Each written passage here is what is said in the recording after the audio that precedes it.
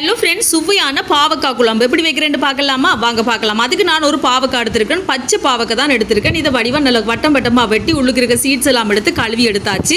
இதோட வெள்ளைப்பூடு உள்ளி கொஞ்சமாக சேர்க்குறேன், பழப்புளி சேர்க்குறேன். அதோட பார்த்தீங்கன்னு சொன்னால் கொஞ்சமாக தண்ணியும் விட்டுட்டு தேவையான அளவுக்கு உப்பும் சேர்த்துட்டு மூடி அவிய வைக்க போகிறேன். உங்கள்கிட்ட இளநீ இருந்துச்சுன்னு சொன்னால் தேங்காய் இளநீ கூட நீங்கள் விட்டு அவிக்கலாம். ஆனால் நார்மலாக நான் பார்த்தீங்கன்னா பழப்புளி விட்டு தான் நல்லா அவிய வைப்பேன். இப்படி நல்லா ஒட்ட வத்தி வரணும். நல்லா அவிஞ்சு பாவக்காய் எல்லாம் அவிஞ்சு புளி தண்ணி எல்லாம் வத்தி வந்தோடனே தேங்காய் பால் சேர்க்குறேன். 2ஆம் பால், 3ஆம் பால், முதலாம் பால், ஒரு 2 தக்காளி பழத்தை குட்டி குட்டியாக வெட்டி அதையும் சேர்த்துட்டு சோபா சாஸ், கறி பவுடர், இது எங்கிட்ட உரைப்புக்கு தேவையான அளவு இதையும் சேர்த்துட்டு நல்லா கலந்து விடணும். அது பாட்டுக்கு இருந்து கொதிச்சு வந்து கொண்டு இருக்கும்.